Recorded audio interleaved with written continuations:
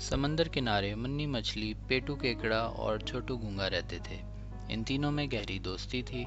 इनके दरमियान अक्सर नोक-झोंक होती रहती थी और एक दूसरे की टांग भी खींचते थे, लेकिन कोई किसी बात का बुरा नहीं मानता था।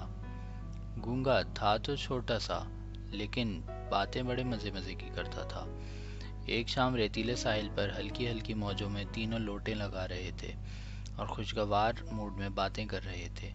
मिन्नी मछली ने इतराते हुए कहा, दोस्तों, अल्लाह ने मुझे किस कदर चमकीला लिबास अता फरमाया है। मैं अपने आप पर जिस कदर नाज करूं कम है। काश तुम्हें भी ऐसी कोई नेमत मिली होती। पेटू केकड़े को ये बात हजम नहीं हुई। इसने मुन्नी मछली का मुंह तोड़ जवाब दिया, बीबी, अपने हुस्न पर इस कदर नाज ना करो। क्या तुम्हारी औकात? अगर मैं चाहूँ तो तुम्हें एक सेकंड में अपने पेट में उतार सकता हूँ। बात बिगड़ती देखकर गूंगे ने मुदाखलत की, आप नहीं जानते, मुन्नी की अकल पेट में है। वो बेवकूफ़ी की बातें करती है। हमारी नादानियों को नज़रअंदाज कर दें। देख ज़रा, खुदा ने क्या मेरे चिमटे नुमा पंजों में वो ताकत अता की है। अगर चाहूँ तो तेरी हड्डी पसली एक कर दूँ। केकड़े ने जवाब दिया। इसके तेवर देखकर गूंगे ने खामोश रहने में ही भलाई समझी। हंसते हंसते रेत पर लड़कते हुए कहने लगा, भाई मियाँ, वाकई कुदरत की क्या कारीगरी है। इसने हर किसी को किसी न किसी खूबी से नवाजा है। मुन्नी मछली ने मदाखलत की, देखो दोस्तों, अब बहस बहुत हो चुकी। बताओ, कल सैर पर कब चलना है? हाँ हाँ चलेंगे, तुम परेशान ना हो। हमारे दरमियान नोक झोंक तो होती रहती है, इसके बगैर दोस्ती कैसी। तो सुनो, सूरज मामा के जगाने पर हम सैर के लिए निकलेंगे। केकड़े ने जवाब दिया। सुबह आँख खुलते ही तीनों खुशी खुशी सैर के लिए रवाना हुए। घूमते घूमते वो अपने इलाके से बहुत दूर निकल आए थे। इसका इन्हें पता भी नहीं चला। मुन्नी मछली ने ऐलान किया, दोस्तों, घबराने की बात नहीं है। हम जहाँ हैं वहीं हमारा ठिकाना है। हम अल्लाह की आज़ाद मखलूक हैं। छोटू गूंगा मुंह बसोरते हुए कहने लगा, मुन्नी मछली, आपकी बात तो सही है, पर मुझे अब अपनी मम्मी याद आ रही हैं। हम बहन भाई एक कतार में सोया करते हैं। अब मैं यहाँ अकेले कैसे सो पाऊंगा? मुन्नी मछली ने इसे छेड़ते हुए कहा, तुम बातें तो बड़ी बड़ी करते थे, अब क्या हुआ? तुम्हारी हवा निकल गई? मुन्नी की बातों से नाराज होते हुए छोटू कहने लगा, तुम मेरा मजाक उड़ा रही हो, बस तुमसे दोस्ती ख़त्म। मुन्नी मछली से मनाने लगी, बात बात पर रूठना अच्छी बात नहीं है मेरे दोस्त।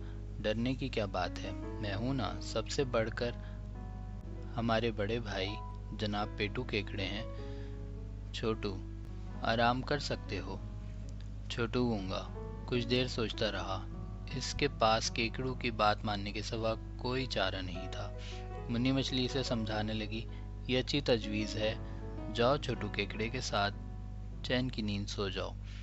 ये कहकर मुन्नी मछली ने पानी में छलांग लगाई और गायब हो गई। केकड़े मियाँ खराटे भरते रहे और छोटू नींद के लिए तरसता रहा। इसे घर की याद सताने लगी और इस कदर तंग जगह पर इसका दम घुट रहा था। वो रात भर करवटें बदलता रहा। आखिरकार इस तारीक सुरंग से निकल आया। बाहर आकर देखा तो सूरज की लाली आसमान पर छलक रही थी। जैसे ही केकड़े की आंख खुली, वो अंगड़ाई लेता हुआ बाहर आया। तब तक मुन्नी मछली वहां पहुंच चुकी थी। दोनों सवालिया नज़रों से एक दूसरे को देखने लगे। मुन्नी मछली ने पूछा, भाई केकड़े, तुम्हारा दोस्त छोटू कहाँ है? केकड़े ने कहा, मैं भी इसे तलाश कर रहा हूँ, वो कहीं नज़र नहीं आ रहा। चलो चलकर देखते हैं। दोनों ने इसकी तलाश शुरू कर दी। समंदर के किनारे बच्चे खेलने में मगन थे। छोटू गूंगा बड़ी दिलचस्पी से यह सब देख रहा था। उसे डर था कि कहीं कोई शरारती बच्चा भागते हुए या खेलते हुए इस पर ना चढ़ जाए। कुछ देर बाद वो वहाँ से निकल पड़ा। चलते चलते वो एक सड़क पर आ गया। वहाँ इसे एक चूहिया दौड़ती हुई दिखाई दी। अचानक चूहिया की नज़र छोटे से गूंगे पर पड़ी।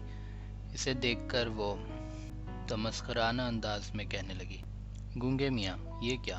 तुम हर वक्त अपना घर अपनी पीठ पर उठाए क्यों घूमते हो? چھوٹو گونگے نے جواب دیا، اللہ نے ہر جاندار کو حفاظت کا سامان عطا کیا ہے، وہ اپنے اپنے ڈھنگ سے اپنی حفاظت کرتے ہیں۔ چوہیا نے کہا، میرا مشورہ مانو، اسے کسی جگہ چھوڑ دو، تب تم میری طرح تیز بھاگ سکو گے۔